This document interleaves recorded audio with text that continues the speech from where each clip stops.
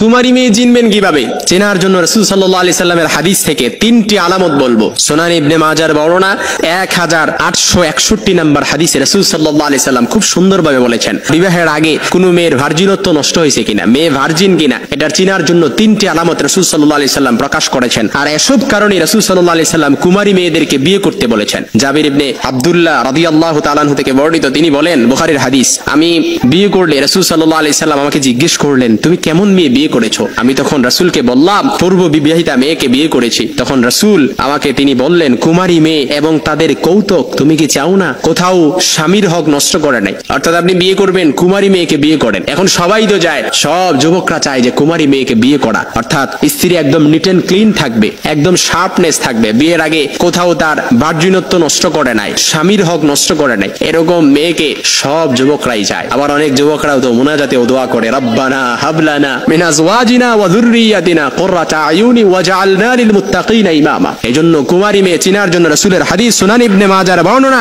রাসূল সাল্লাল্লাহু আলাইহি সাল্লাম বলেন, আলাইকুম বিল ইবকার ফাইন্নাহুন্না আদাবু আফওয়াহা ওয়া আনতাকু আরহামা ওয়া আরদা বিল ইয়াসির। অর্থাৎ কুমারী মেয়ের জন্য যে তিনটি আলামত রয়েছে, রাসূল সাল্লাল্লাহু আলাইহি সাল্লাম বলেন, তোমরা কুমারী নারীদেরকে বিয়ে করো, কেননা তারা কথায় মিষ্ট হয়।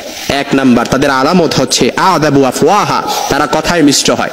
দেখবেন বিয়ের আগে অনেক অবিবাহিত মেয়ে, কুমারী মেয়ে এত সুন্দর করে কথা বলে, তার কথার দ্বারাই যেন আমাদের যুবকদের যে বর্তমান কথা, যেটা জেনার কথা, সেটা হচ্ছে তাদের নাকি ক্রাশ খেয়ে গেছে অনেকে। এরকম অবশ্যই কিন্তু অনেকে কথা বলে, ঠিক কিনা বলেন? কথা হচ্ছে যে তারা কথায় এত পাগল হয়ে গেছে যে আমি মেয়ের কথায় ক্রাশ খেয়ে গেছি। এই জন্য এটা হচ্ছে কুমারী মেয়েদের আলামত। রাসূল বলেন, কুমারী মেয়েরা আদাবু আফওয়াহা, তারা কথায় মিষ্ট হয়, ওয়া আনতাকু আরহামা, তারা অধিক সন্তান প্রসবকারিণী হয়, অর্থাৎ তারা সন্তান প্রসূ হয়। আপনি দেখবেন যে মেয়েকে বিয়ে করছেন, বিয়ের পর তার একটা সন্তান হবে, সব কুমারী মেয়েরাই কিন্তু চায়। কিন্তু যখন আস্তে আস্তে বিয়ের বয়সটা যত দিন যায়, বিয়ের বয়স যখন প্রবীণ হয়, তখন মেয়েদের যখন ভারত্ব চলে আসে, তারা কিন্তু সন্তান নিতে তখন আর আগ্রহ দেখায় না, অর্থাৎ তাদের মধ্যে একটা ভারত্ব কাজ করে, কারণ তখন আর কুমারী থাকে না, তখন তাদের মধ্যে একটা ভারত্ব চলে আসে, আস্তে আস্তে তাদের ভার্জিনতাও নষ্ট হয়ে যায়। তখন এই জন্য রাসূল সাল্লাল্লাহু আলাইহি ওয়াসাল্লাম বলেছেন, কুমারী মেয়েরা আনতাকু আরহামা, তারা সন্তান প্রসবকারী হয়, অর্থাৎ সন্তান প্রসবে তারা আগ্রহী হয়। 3 নাম্বার কুমারী মেয়েদের আলামত হচ্ছে ওয়ারদা বিল ইয়াসির।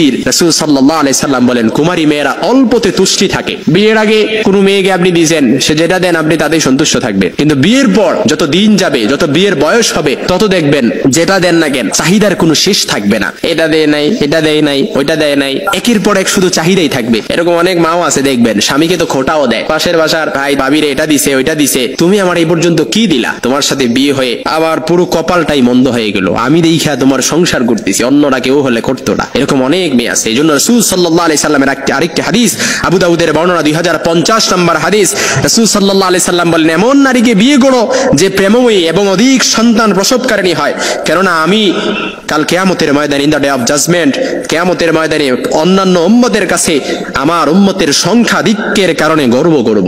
রাসূল সাল্লাল্লাহু আলাইহি সাল্লাম বলেন, এজন্য আপনি সন্তান প্রসবকারিণী হওয়া এটা কুমারী মেয়েদের আলামত, রাসূল সাল্লাল্লাহু আলাইহি সাল্লাম বলেন। এজন্য কুমারী মেয়েদের হচ্ছে আলামত 3টি। 1 নাম্বার তারা কথায় মিষ্ট হয়, 2 নাম্বার তারা সন্তান প্রসূ হয়, 3 নাম্বার তারা অল্পতে তুষ্টি থাকে।